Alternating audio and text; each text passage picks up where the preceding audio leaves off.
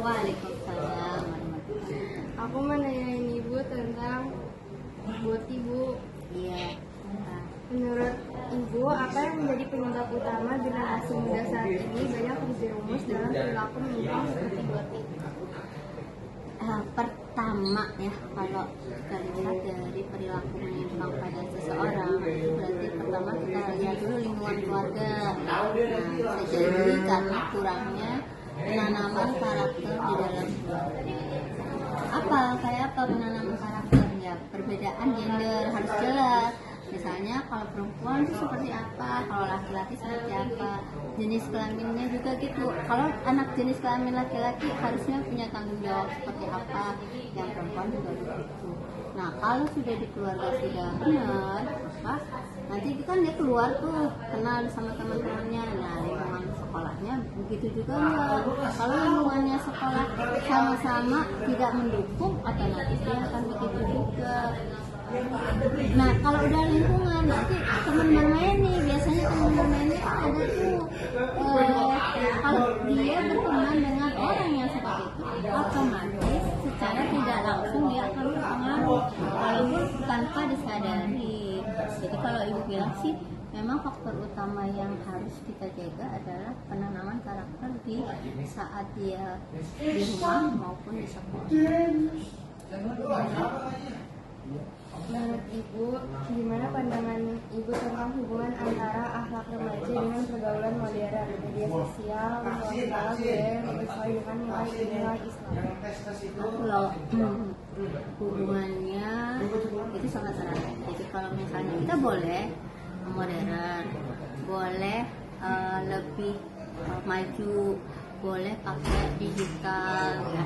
Tapi ingat bahwa di dalam penggunaannya itu kita harus pintar. Pintar dalam hal apa? Bahwa kita ada nilai-nilai atau adab-adab dan norma-norma yang tidak tertulis, baik di dalam aturan. Nggak ada tuh yang misalnya kamu nggak boleh ini, nggak boleh itu, ada di tertulis itu nggak ada. Tetapi di dalam budaya kita, apalagi di agama, kalau yang tadi yang hubungan perilaku menyimpang itu pasti tidak akan ada. Di dalam agama pun dilarang. Mau tidak mau, kalau kita sudah berpatokan pada nilai-nilai norma agama, insya Allah kedepannya mau kita semaju apapun, semodern apapun, pasti aman. Menurut Ibu, apa bentuk etika dakwah yang paling tepat untuk menyentuh remaja yang sudah terlibat dalam perilaku menyimpang agar tidak terkesan menghakimi? Ya, pertama harus kita rangkul. Nah, seperti itu, nggak boleh menjudge. Kamu ini loh biasanya. Nah, kalau dia dijudge biasanya malah ya udah, orang memang aku sudah dianggap kayak gitu, ngapain aku berubah? Semua orang udah pada bilang aku boti, ngapain berubah? Jadi harus kita rangkul, kita nasihati perlahan. Kalau memang dia bisa bagus, bisa kembali ke jalan yang lurus, berarti ya alhamdulillah. Tapi kalau memang enggak, mungkin bukan kita yang harus menasihati, bisa jadi orang lain yang lebih mengena dia. Apa selama ini dakwah yang dia tunjukkan kepada remaja sudah sesuai dengan kebutuhan mereka atau masih terkesan motif dan jauh dari realita? Sebenarnya sudah ya, kan dari media sosial, diskusi, apa semua sudah. Tinggal penerapannya.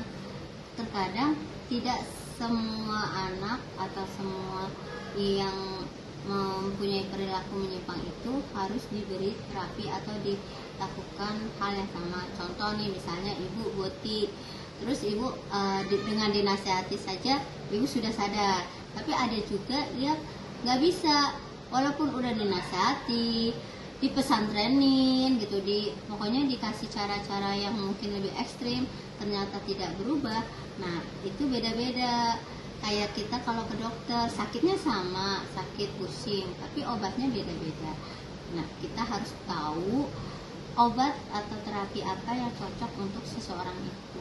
Jadi tidak boleh disamakan. Bagaimana peran keluarga, sekolah, dan tokoh agama dalam mencegah atau mengarahkan remaja agar tidak semakin jauh dari nilai Islam? Nah, ini penting banget ya, peran keluarga di sini. Karena kan tadi di awal ibu sudah bilang bahwa yang namanya keluarga adalah titik utama atau dasar dari seseorang itu terbentuk. Ibarat tadinya papan tulisnya putih gitu, tiba-tiba digambarin sedikit-sedikit oleh keluarga, dikasih hiasan, lukisan, dan bisa jadi bagus. Tapi ada juga yang akhirnya hanya berupa coret-coretan, itu tergantung keluarganya.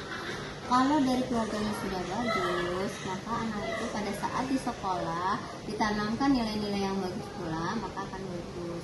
Begitu terjun ke masyarakat, dia bermain di lingkungan yang bagus juga, maka akan hasilnya baik.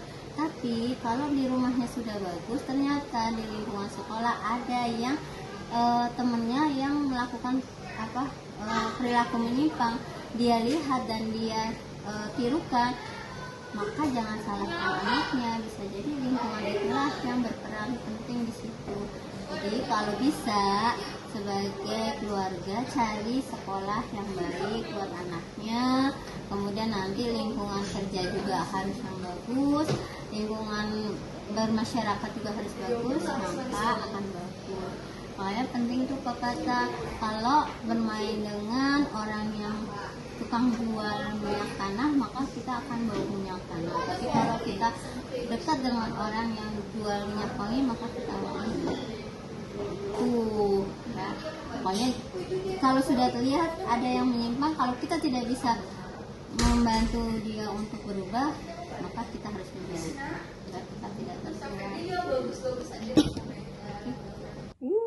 Halo semua.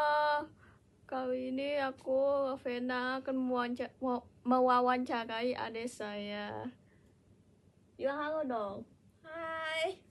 Oke, jadi pertanyaan kita itu ada 2 ya.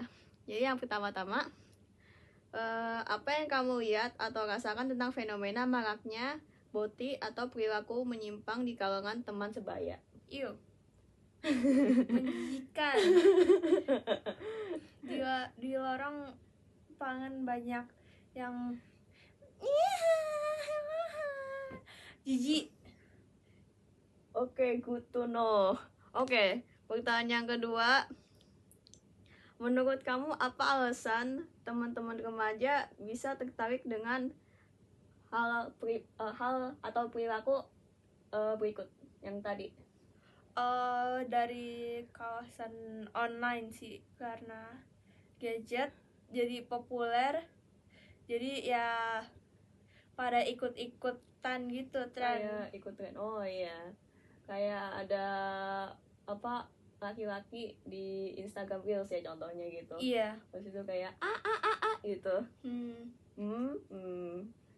Oke, selanjutnya akan didampingi oleh Mel ya. Kalau ada ustazah atau guru yang menasihati dengan cara menghakimi, apakah menurut kamu mereka akan berubah atau justru malah makin menjauh? Kenapa? Kayak secara definisi menghakimi artinya itu mengadili, mengkritik, dan menilai orang lain secara negatif. Nah, biasa secara cepat dan tidak adil. Sebenarnya kalau ada guru yang menghakimi orang lain, itu tergantung remaja itu sendiri apakah dia berubah atau tidak. Nah, untuk remaja, bisa saja dia makin jauh karena dia berada di lingkungan yang mendukung hal tersebut. Kasih contoh, ada seorang remaja dan seorang guru yang lagi lewati orang yang lagi berzina. Nah, remaja ini sebenarnya sedang berpacaran, tetapi si guru ini nggak tahu dia sedang kayak berpacaran. Jadi guru ini langsung kayak mengkritik secara keras-kerasan tentang orang berzina, kayak nggak boleh bla bla bla bla. Tapi menurut aku sih kalau si guru ini kayak nggak memberi alasan yang secara konkret, bisa aja si remaja ini kayak menghiraukan. Nah, ini semua tergantung pada menurut aku kayak alasan kayak kenapa kayak suatu hal ini kayak nggak dibolehin. Menurut Anda, bentuk dakwah atau nasihat seperti apa yang bisa lebih menyentuh hati remaja supaya mereka ingin memperbaiki diri? Anak remaja dan kebebasan remaja itu direfleksikan dari lingkungan rumah dan lingkungan sekolahnya. Nah, kebebasan remaja tergantung seberapa orang tuanya sudah membebaskan dia dari kecil atau tidak. Kalau sudah dilepas, ya dari awal ya mereka akan bebas-bebas aja sih. Mereka akan bebas lakukan sesuatu tanpa mempedulikan suatu hal yang lain. Tapi kalau dari kecil udah orang tuanya udah protektif, bisa aja si remaja tersebut akan terasa dikeranjangi. Kalau anak remaja dapat dipengaruhi oleh banyak hal. Yang pertama dari orang tua, kedua dari teman, dan ketiga itu dari media sosial. Ke orang tua sudah jelas, mereka yang ajari yang mana yang benar, mana yang salah. Nah, kalau udah dididik kayak gitu, si remaja udah tahu kayak base-nya, kayak baseline-nya kan. Nah, kalau teman-temannya itu, mereka itu yang mereka kan memiliki sifat yang berbeda-beda, karena ya mereka tuh orang berbeda-beda. Karena mereka sering berinteraksi, bisa aja si remaja ini mengadopsi kayak akhlak mereka, kayak mungkin dari kebiasaannya, kayak apa yang mereka sukai atau hal yang lainnya. Terakhir, media sosial. Nah, ini tergantung berapa lama mereka lihat kayak nge-scroll kayak nge-scroll Instagram atau apa gitu. Nah, generalnya itu semakin banyak mereka nge-scroll ke Instagram atau Twitter atau YouTube, mereka makin adopsi kayak kebiasaan orang di dalamnya. Mungkin dia mengikuti orang yang suka game ini, ada suka main game yang kayak dia suka nonton YouTube, dan orang ini suka main game ini, dan orang ini memiliki kayak sifat yang tertentu. Bisa aja karena dia sering nonton ini, dia dia itu ikuti sifat dari orang ini. Nah lalu apa hubungan ajaran agama dan kedua hal yang aku bahas tadi? Nah, menurut aku, akhlak dan kebebasan remaja tergantung seberapa mereka telah dididik tentang agama. Kalau sudah didrill dari kecil tentang ajaran agama, menurut aku, dia akan tahu sendiri yang mana yang benar, mana yang salah. Asalnya kalau udah remaja, ada aspek yang harus ditegaskan seperti sholat. Hal yang aku mau tekankan adalah pendidikan agama dari kecilnya, karena itu menjadi fondasi untuk masa depannya. Nah, selain itu, menurut aku nggak ada lagi sih.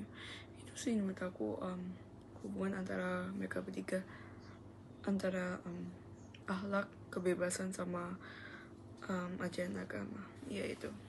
Bagaimana dirimu memandang hubungan antara akhlak pribadi, kebebasan remaja, dan ajaran agama? Apakah menurutmu remaja sekarang butuh pendekatan agama yang lebih fleksibel atau yang lebih tegas? Menurut aku, dengan melakukan pendekatan secara sudut pandangnya. Nah, apa yang aku dimaksud? Yang aku maksud adalah kenapa mereka lakukan hal tersebut, dan coba didik secara pelan-pelan, kayak bukan sifat, tapi kayak mungkin yang mereka lakukan mungkin refleksi dari lingkungan rumahnya atau lingkungan yang diinteraksi. Kayak mungkin aja dilihat dulu dari ke sudut pandangnya. Oh, teman-teman aku semua lakukan hal ini, jadi dia mengikutin apa yang mereka lakukan. Nah, coba didik secara pelan-pelan tapi kan nggak semua remaja akan suka sama cara ini, tapi kayak pelan-pelan. Kalau secara pelan-pelan pasti akan mungkin mereka akan nangkap lah. Bukan nangkap ya, yang penting tahu lah kalau ini hal gak buruk. Mungkin nanti akan sadar juga ujung-ujungnya.